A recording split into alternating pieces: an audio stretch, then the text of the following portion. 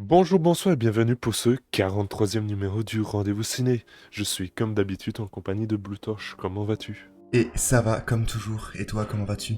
Eh bien, ça va. Ce mercredi, nous allons vous parler d'une nouvelle réalisation de Denis Villeneuve, d'une suite attendue de Don't Breathe, et nous finirons par le quatrième film du mois spécial des primes, qui est le mois de septembre, le mois de la reprise, où il fait toujours plus beau que les 2 mois d'été entre guillemets qu'on a eu.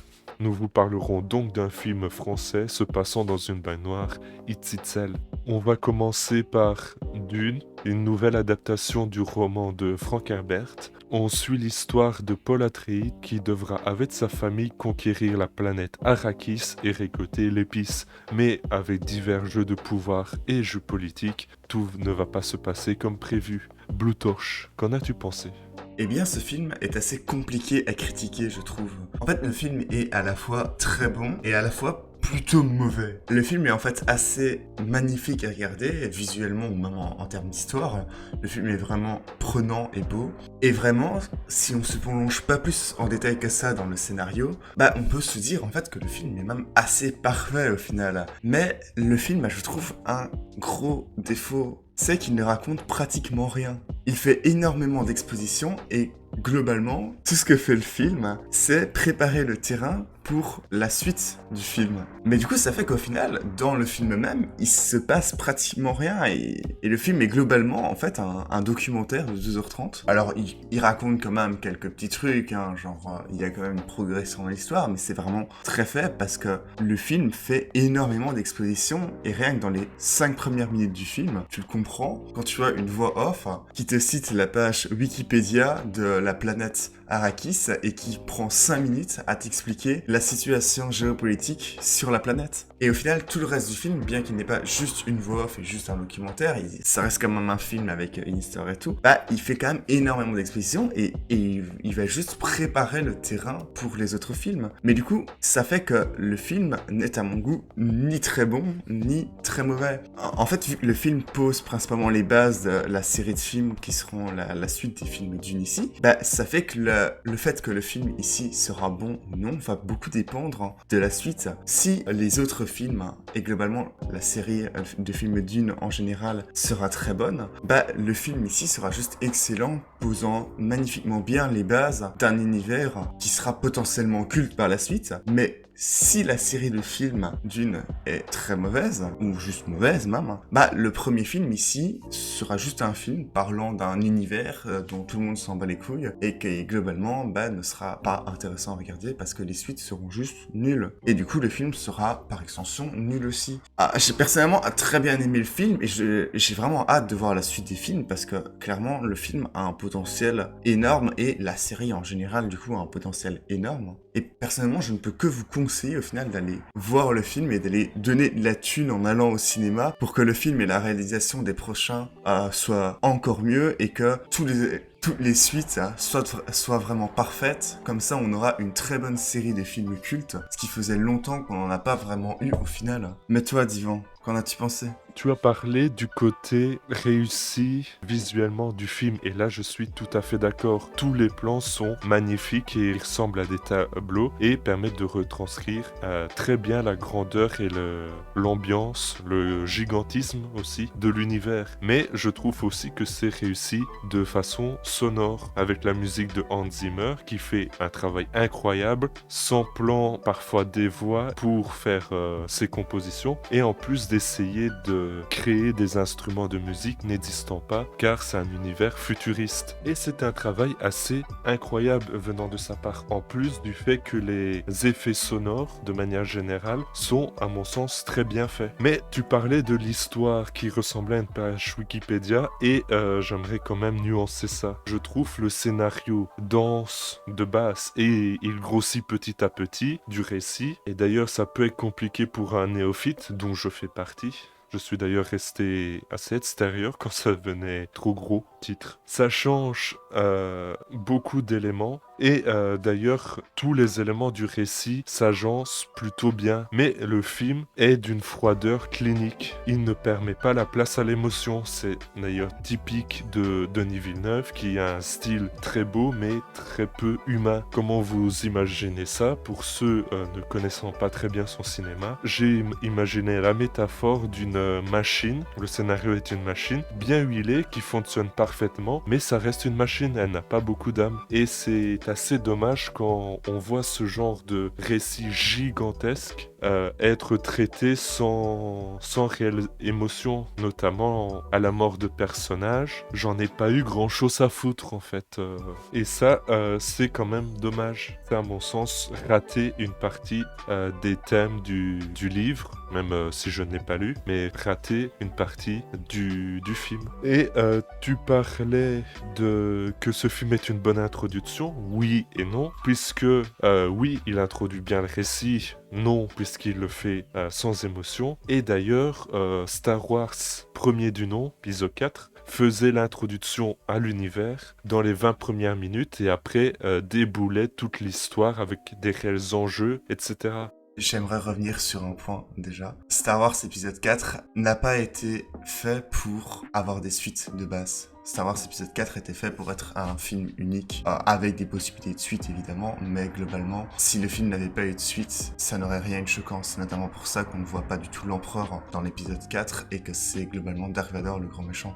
Je suis d'accord, mais je faisais le parallèle avec Star Wars pour justement le premier volet de la saga et aussi parce que Star Wars a quand même pas mal repompé sur l'univers de Dune. Oui, mais du coup, ce que je voulais dire par là, c'est que c'est normal que le film Star Wars va poser les bases de l'univers en 20 minutes et ne va pas passer le film à poser les bases de l'univers, vu que le film devait se suffire en partie à lui-même, donc il allait pas juste faire une introduction. Mais oui, mais justement, quand tu parles des suites, c'est de façon hypothétique, vu que c'est spécifiquement défini en fonction du succès sur HBO Max, la plateforme de Warner, et pas forcément le succès en salle. Ce qui peut être très dangereux pour la saga. Et si la saga Dune s'arrête à Dune premier volet, ça fait un très mauvais film, vu que ça, il ne raconte rien du tout.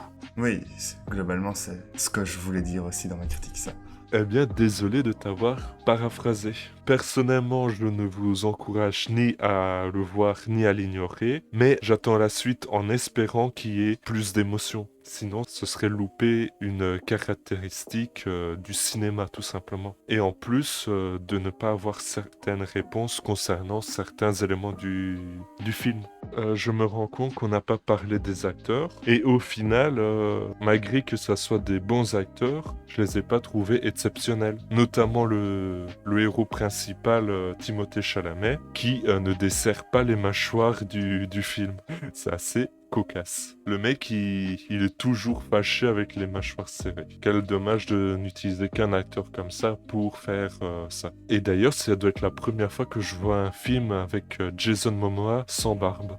Bon, eh bien passons au deuxième film de la sélection, Don't Breathe 2 en bon français. Deuxième film de la franchise Don't Breathe, dont le premier a été beaucoup apprécié, notamment chez nous, dans notre rédaction. D'ailleurs, on vous renvoie à un précédent rendez-vous ciné. Le film est réalisé par le co-scénariste du premier film et j'aimerais commencer par vous dire que le film part sur un choix extrêmement radical. Il transforme l'antagoniste du premier film en héros au sens propre. C'est pas le protagoniste, c'est vraiment un héros. Avec, pour un prétexte que je trouve assez facile, sa soudaine croyance en un dieu. Et ce vétéran aveugle, accompagné par une petite fille, sont donc les héros du film et doivent affronter une attaque de petits criminels dans une grande violence. Sauf que cette idée est à peu près la seule bonne idée à mon sens. Elle est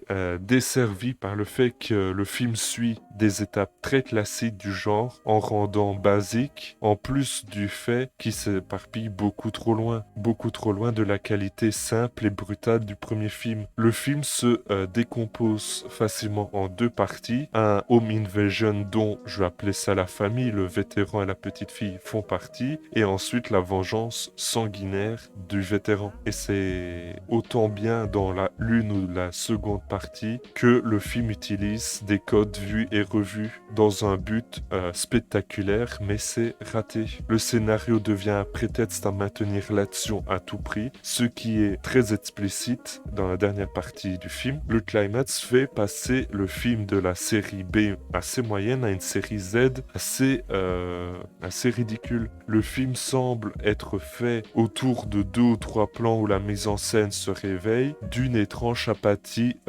triste. Mais Blue Torch, qu'est-ce que tu peux en dire de ce film ? Bah, globalement, on a un avis assez similaire et pour moi, le film va être assez simple à critiquer. Le film porte assez bien son nom dans le sens où le film, c'est le deuxième film d'Umbress. Donc, globalement, ce qu'il va faire, c'est reprendre tout ce qui a bien marché dans le premier film et le repomper pour faire un second volet, juste pour faire plaisir. Je ne suis pas d'accord. Au contraire, le film va à contresens du premier, notamment en rendant gentil l'ancien méchant, et surtout quand tu vois ce que le méchant faisait aux femmes, l'imaginer avec une petite fille, moi, personnellement, ça me terrifiait. Personnellement, ça ne me terrifiait pas du tout. Et c'est pour une raison très simple, c'est que dans le premier volet, il voulait tout de même avoir une fille. Enfin, il voulait avoir un enfant, mais globalement, c'était plus une fille qu'il voulait pour remplacer sa fille. Mais du coup, le voir avec une fille et la traiter de manière normale ne me choque pas du tout, parce que c'est ce qu'il voulait et son objectif, il l'a accompli. Et globalement, c'est normal au final qu'ils se ressemblent bien. Et il n'y avait même pas besoin de faire que l'antagoniste du premier film devienne le héros du second sous un prétexte d'une certaine croyance en Dieu. Car juste son instinct paternel, d'une certaine manière, pouvait suffire à justifier ce changement radical de comportement au final. Peut-être, mais à la fin du premier film, il y avait une suite qui était teasée, si tu vois ce que je veux dire. Et là, le deuxième film ne reprend pas du tout les éléments posés par cette fin cliffhanger. Non, en effet, et ça m'a d'ailleurs beaucoup perturbé au final, parce que je m'attendais justement à ce que le deuxième film reprenne vraiment une suite au premier, et il ne le fait pas du tout. En fait, c'est limite une autre histoire pour moi que le film raconte. Une autre histoire qui reprend les mêmes concepts et qui, pour une raison obscure, a exactement le même personnage. Mais globalement, si ça avait été deux personnages différents, l'antagoniste du premier film et ici le protagoniste du second, ça n'aurait pas du tout été choquant parce que clairement, les deux histoires n'ont au final, à part dans l'idée générale, aucune continuité entre elles. En fait, pour moi, tout ce que fait le film de bien, il le reprend du premier film. Si on peut dire qu'il le fait vraiment bien parce que globalement, c'est beaucoup de repompage et le film est globalement, je trouvais, assez raté, sans intérêt et très facile au final. Il est très simple, reprenant, comme tu l'as dit, juste des codes du cinéma classique, des codes du premier film, hop, il le fout dans ce film-là, il se dit ça va faire un film potable. Et est-ce qu'on peut vraiment qualifier le film de potable? Là, pas vraiment. Et du coup, la seule bonne idée du film ici, c'est, comme tu l'as dit également, le fait de mettre l'antagoniste du premier film en protagoniste. Mais le problème, c'est que même ce point-là, j'ai trouvé est raté, parce que très mal exécuté, parce que pour nous faire comprendre que l'antagoniste est devenu gentil, on nous fout plein de scènes totalement débiles et sans intérêt, genre oh regardez, il y a les méchants, très méchants, qui ont abandonné un chien dans la maison, et maintenant il y a le protagoniste qui va sauver le chien parce que c'est un gars bien, le protagoniste. Non, clairement, le film s'amuse à faire ça tout le temps, et en fait le film, c'est limite, il ne prend pas pour des enfants en mode oui regardez, maintenant il est gentil, il sauve des chiens, il est sympa, non? Allez, s'il vous plaît, faites genre qu'il est sympa, oubliez ce qu'il a fait au premier film. Non, le film le fait très mal en plus, et le film est juste mauvais. Il est à peine regardable, et globalement, quand on doit dire d'un film qu'il est regardable, en point positif du film, c'est que le film est clairement pas ouf, parce que un film qui n'est pas regardable, c'est quand même un film vachement mauvais, donc citer ce genre de points positifs, alors que c'est censé être la base de tous les films, c'est assez triste. Non, clairement, pour moi, le film est très raté et je vous le conseille d'ailleurs pas du tout, même si vous êtes un fan du premier film. Clairement, le film n'a juste rien d'intéressant et c'est même très compliqué de lui trouver quelque chose de positif au final, tellement le film est raté. Eh bien, moi, je vais conclure sur le fait que c'est une suite qui a été faite pour faire du pognon. Elle est plus bête et assez facile. Le film préfère la surenchère de l'action à une histoire intéressante. C'est dommage. Et j'espère qu'il n'y aura pas de Don't Breathe 3. Si ça continue sur ce lancer, ça risque de faire soit un bon nanar, soit un Mortal Kombat-like. Et bah, dans les deux cas, on vous en parlera, mais... Voilà. On vous en parlera sûrement, pas en bien. Après, bon, il faut bien mettre des choses dans les flops de fin d'année. Ouais, c'est vrai, c'est l'avantage de ce genre de film. Il va finir dans ton flop de fin d'année. C'est pas impossible. Et terminons cette sélection par Le Grand Bain. Le Grand Bain raconte l'histoire d'un petit groupe d'amis dépressifs qui, dans une piscine municipale, s'entraînent à la natation synchronisée, réalisée par Gilles Lelouch avec un casting 5 étoiles. Qu'est-ce que tu en as pensé, Blue Torch? Bien, le film est assez compliqué à critiquer. Déjà, le film n'a même pas tant que ça à dire dessus. J'ai au final 2 points sur lesquels je veux vraiment revenir. Déjà, le film est excellent. En fait, tout dans le film est globalement réussi. Le déroulement de l'histoire, les personnages, leur évolution, la réalisation, les musiques, enfin vraiment, dans tous les points que j'ai cités, qui forment ici une liste non exhaustive de tous les points, tout est réussi et c'est très dur de trouver un défaut dans ces points. Mais là où le film a un gros problème, c'est dans son idée de base du scénario. Divan l'a cité dans le synopsis du film, c'est un groupe d'amis, si on peut appeler ça des amis, globalement, c'est... pas vraiment des amis. C'est un groupe de dépressifs qui font la nage synchronisée. Et globalement, est-ce que cette idée de scénario-là donne envie à quelqu'un de regarder le film? Bah non, et ça a raison globalement. On passe une grande partie du film à se dire que le film est super bon, mais que globalement, l'histoire, le fond de l'histoire, l'idée générale, bah elle est pas insane. Et parfois même, on va aller jusqu'à détester ce fond de l'histoire parce qu'elle nous crache à la gueule en permanence que la vie c'est de la merde. Mais la vie, c'est de la merde. Ouais, mais t'as pas envie que le film te le dise. Bah si, c'est le but de la sélection spéciale dépression de septembre. Ça donne pas envie. Et clairement, bah, c'est pas spécialement intéressant d'avoir un film qui te crache à la gueule et qui te donne envie d'être dépressif au final. Avec les protagonistes, c'est d'aller faire de la natation synchronisée avec un autre groupe d'amis dépressifs. Et au final, c'est le seul défaut notable du film, mais qui va gâcher au final le film. Ça va faire que le film passe d'un film exceptionnel, un film très bon, à un film en mode, bah, j'ai bien aimé le voir parce qu'il est très réussi, mais j'ai pas aimé son histoire et donc j'ai pas vraiment bien aimé le film. Et c'est ce qui fait que le film a tout un potentiel excellent qui au final je trouve est totalement gâché juste par le point de départ, le fil conducteur du scénario. Et c'est assez triste de se dire que je n'aime pas un film qui est aussi excellent que ce film-là. Et j'ai limite envie de revoir le film alors que je ne l'aime pas. Ça n'a aucun sens. Au final, j'ai même pas envie de le conseiller, même si le film est intéressant. Mais comme j'ai dit, le film est excellent, mais vous l'aimerez sûrement pas, donc pourquoi je devrais le conseiller? Il a beau être intéressant, voilà, c'est pas un film à conseiller. Mais bon, Divan l'a sûrement aimé, lui, parce que c'est le genre de film qu'il aime bien, on parle de réalisation, et puis de toute façon, j'ai vu sa note sur le drive et je sais très bien qu'il l'a aimé. Donc qu'est-ce que tu as à nous en dire, Divan? Eh bien, je trouve que ce film n'est pas qu'une simple comédie légère, tant il décortique les malheurs des protagonistes qui sont des vrais losers dépressifs. Et ça fait plaisir de voir cet archétype dans le cinéma français. Et en plus du fait qu'il le fasse avec une certaine pesanteur, avec une certaine lourdeur, autant dans le montage, assez lancinant, qui devient une comédie désopilante petit à petit, surtout dans sa deuxième heure, au moment où il gagne en dynamisme. Et ça a été apporté par Leila Bekti, la talentueuse. Les dialogues sont drôles, inspirés et même touchants. Ces personnages de losers dépressifs sont vraiment très différents les uns des autres. Et notamment Philippe Catherine qui m'a fait autant rire que pleurer, même si je n'ai pas versé de larmes, mais vous voyez ce que je veux dire, devant le film. tant il est bien écrit et très bien interprété, mais tout le casting est excellent. Il ne faut pas se le cacher. Moi, je vous conseille ce film puisque c'est une jolie fable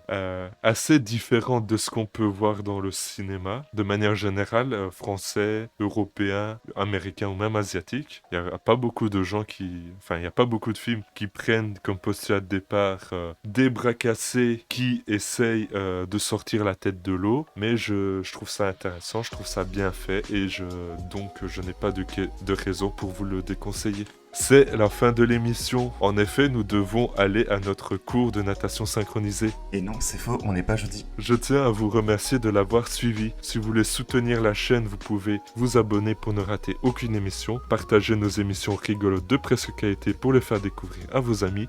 Vous pouvez également laisser un pouce bleu avec un joli commentaire ou suivre notre compte Twitter @vous-ciné où on vous parle de l'actualité du cinéma et de notre petite chaîne. Merci Bluetoche d'avoir participé à cette émission. De rien, merci à toi aussi. Bah, avec plaisir. On se retrouve la semaine prochaine pour vous parler d'autres films, de cinéma. À la semaine prochaine. Salut. À plus.